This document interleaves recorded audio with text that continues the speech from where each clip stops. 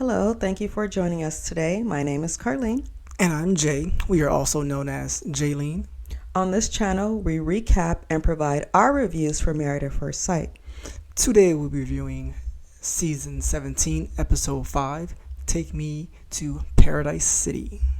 Welcome to our first-time viewers, and welcome back to those who have been with us for some time.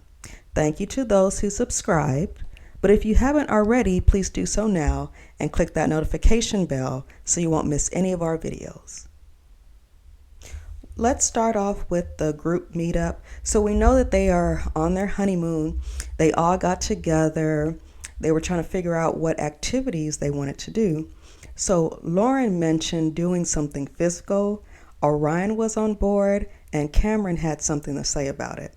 Well, Claire didn't like that, and she was letting him and everyone else know how annoyed she is by Cameron. Did you all see how far apart they were sitting? Cameron tried playing it off by saying how he can be a lot, and the other couples weren't interested in Claire and Cameron, so they asked about Becca and Austin. They seemed to be gelling together. In his confessional, Cameron says that he's jealous of the connection between Becca and Austin. Well, they're actually the same person. They had matching shirts and everything.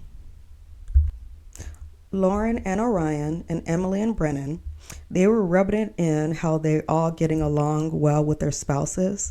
Claire and Cameron just looked annoyed. Claire started rambling on about her and Cameron being different people, but she's looking forward to getting to know him. While Cameron is only concerned with the physical part and wants to feel that spark, Claire doesn't want to feel pressured. Okay, so let's talk about Becca and Austin. They both are just crazy and they're not afraid to show it. Now I'm just waiting to see what joke is really going to set the other one off. They had a boat ride together and continued to compliment each other. Becca keeps telling Austin how he is a good guy. She is experiencing the halo effect and believes he can do no wrong. Austin tried to bring her back to reality by letting her know that it takes a while to get to know someone, which is true. It's still early and everyone is on their best behavior. If they don't start fighting soon, the experts will help them. You know they've done so in the past. When they were at a table, Becca continued to compliment her husband. He looked uncomfortable, but he took it and returned it. They shared their childhood, including siblings. So Austin is an only child, but he wants to have multiple children. Becca doesn't care either way, so that's a no. Becca was wanting Austin to take the lead on this one, and he's trying to have kids in about 3 years. I wish she would have said her truth, not being I'm happy one way or the other. I don't like how she said it. Well, if depending on the guy, if he wants kids, I'll give him kids. But if that's truly what you do not want, I would have mentioned that there. But I don't see why the experts will put them together if they're not aligned in that way. If you're going to get someone who wants kids and pair them with someone who don't want kids, that would just be a mistake on their part and wasting both their times right now. Because if, say, she really didn't want kids but would do it to please him, it'll be something down the line where that's going to be brought up some kind of argument. So if she really truly wants kids, that's fine. But I just don't like how she said, well, I can take it either way, and if he wants kids, I'll give him kids. Now on to Emily and Brennan. They were having breakfast, and Emily talked about falling in the shower the night before. And then Brennan shared what he makes for breakfast, and Emily was providing her order. They are trying to be a power couple because they work so much. Emily wants a routine, and Brennan says that he's good at it. Maybe that's when the conversation should have ended, because Emily started talking about spending all this money. Brennan just looked at her like she was crazy and then followed up with a crazy question. She said she spends a lot of money, and he asked her, Does she believe in living below her means? Brennan, you already know the answer. I understand where he's going with this, but she's not going to lie. Remember, she is unfiltered. Yeah, so we're starting to see why she be getting ghosted, because she be leading with these conversations with other guys. I wouldn't want a spouse who just spends money just to be spending money recklessly. I don't care how much money she makes. Now that she is in a marriage, you guys don't have to combine finances to pay bills and buy things and stuff like that. If you guys like say want to get a house or something like that together, so that threw me. That shows me she's still not ready for marriage, for one, and her maturity level is just not there. It's just not there. Brennan is ready to put her on a budget, and she seems open to it. Well, right now. She's just saying that she's open to it right now, but we'll see. You can't be open to something that you've never done before. I feel she'll say anything in this stage to appease him because she wants to have sex with him. Pretty much. Then they went to a bar and they were losing their minds. They started having a deep conversation when they were drunk. Emily was surprised to know that Brennan had emotions. He even made a joke about it, thinking that they're really so similar. I didn't appreciate how she was trying to make him drink, knowing that he's not much of a drinker, and he did say, "Oh yeah, I don't want to do this," and she said, "You're gonna drink all of it. We're gonna do all these shots." I'm like, "You're not listening." Didn't she say she was gonna be a better listener to her husband? And she's already dropping the ball with that. So, one of many mistakes down the line I see for this couple. On the beach, Brennan is liking the pace of the marriage, but Emily wants more. He wants to build an emotional connection, and Emily is trying to agree with him. Yeah, she's has a dude mindset at this point where she's just trying to get in them jeans. So my thing is, if you build that solid foundation, the sex is gonna be better. So I don't know why she's trying to rush into it right now. Like we all know, she doesn't have that kind of experience of being in a long term relationship, so she won't know what that is like.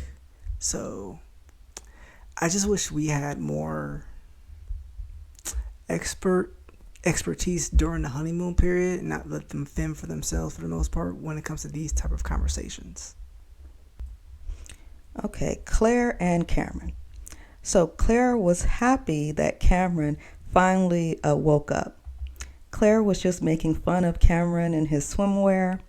In his confessional, Cameron is confused because he doesn't know where Clare stands with intimacy and wishes that she would stop making fun of him. They went on the paddleboards, and Clare was trying to leave him. It looked like they were actually having fun. Afterwards, they discussed the fun that they had. So Cameron likes Clare's fun side. After that, they started having an awkward conversation about their career choices. Cameron felt better when Clare said she respects that he loves his job.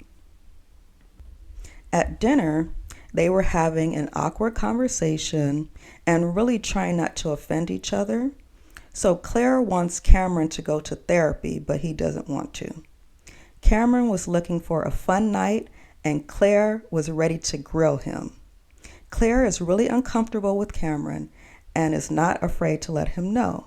She's either making fun of him or telling him how different they are. Starting out, I wasn't liking Cameron just based on how he's been acting. But in this episode, I'm going to be more on his side. I didn't like how Claire was trying to kind of force him to get into therapy. One, you just met this guy. Two, you don't want to do any unnecessary triggers that this guy may have.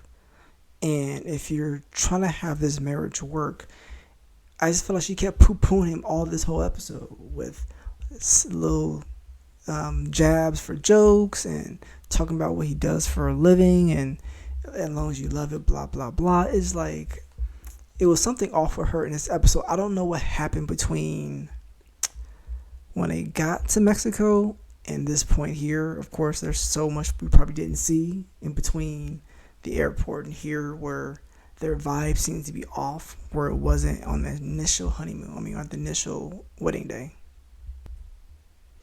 Okay, we're going to talk about the last couple, Lauren and Orion. While in the pool, they were getting close and talking about the first few days. It was clear that they were no longer strangers. Orion tells Lauren he wants to make her feel safe and to get to know her. In her confessional, Lauren mentioned how her mother said to be with a strong man that made her feel safe.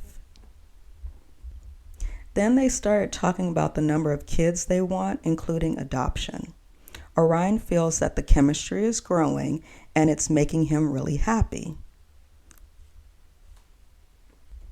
He's already saying how they don't have any problems. Remember, it's still early. Back in the hotel room, Lauren gave Orion another hair lesson. This time it was laying edges. Lauren had to correct Orion quick, talking about put your edges down. I wish Lauren would stop black-splaining everything unless you ask. Yes, I know who, for the viewers who watch this show, who are not black, they probably won't understand anything that's going on when it comes to black hair and black culture as far as she's talking about it. But as a black person, I don't want to hear you black-splain everything throughout the whole season. On the beach, they enjoyed drinks in a hammock. Lauren wants to have flexible gender roles. Apparently, they had the money conversation and how Orion is going to be the provider. In the hot tub, they had more drinks. Lauren asked Orion, has he ever used the N-word in his life? So he admitted to doing so some time back. And oh no, Orion was offended when Lauren said she didn't know what a term meant. He wouldn't let up. Orion looked like he wanted to get a divorce right then and there. Lauren did point out how Orion was handling her as a black woman versus the white male when they were on the bus. Also, I know that one word hurt more than the other, but I think he probably thought that his wife wouldn't hurt him this early on or ever. I liked how Keisha Knight Pulliam on the after party brought up how he didn't give her any grace, especially when she used the term, and it wasn't like anything malicious or anything, but he could, like how she gave him grace when he was saying the N-word, doing all the songs and stuff like that, like most people do who are not black, and they think it's okay. So that where it bothers me there. It's like you can't be this sensitive about this type of issue. Granted, Lauren did say as being a black person, we get this type of stuff all the time, so we're more equipped to dealing with it. We're not going to be reactive as much like that. So that's where I'm starting to have issues with Orion. Like he's extremely too sensitive for me. We'll see how it goes throughout the season, but this might be one notch of, okay, we're about to get a divorce, if you say something to piss me off one more time. But it's like, as much as he talked about ignorance, this is an education moment where it's like, okay, if you say this is offensive to me and my people. But when you send the N-word to all these songs, that's not offensive to our people. And the other thing I didn't like was when he admitted that, she's like, oh, can I hit you for my ancestors? That wasn't even necessary. So I wonder, should she just not say anything for the next 7 weeks? And see, because it seems like whatever she says now, he's just going to be annoyed. So I'm wondering, is he just easily annoyed? Because for the previews for next week, they talk about when was the last time they had sex? She gave her answer, and he was like, oh, sex is off the table for me now.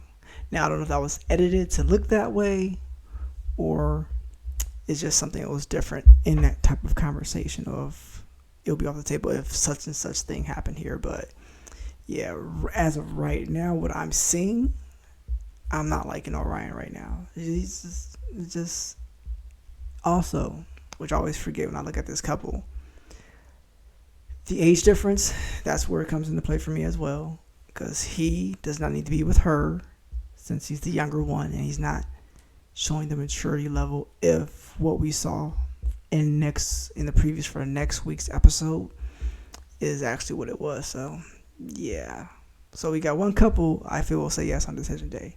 Everybody else, we're just wasting. They're just wasting everyone's time here.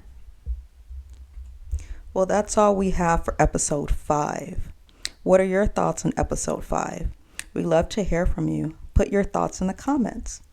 Please continue to like and comment and subscribe if you haven't already. Don't forget to click that notification bell so you won't miss any of our videos. Later, everyone. Bye.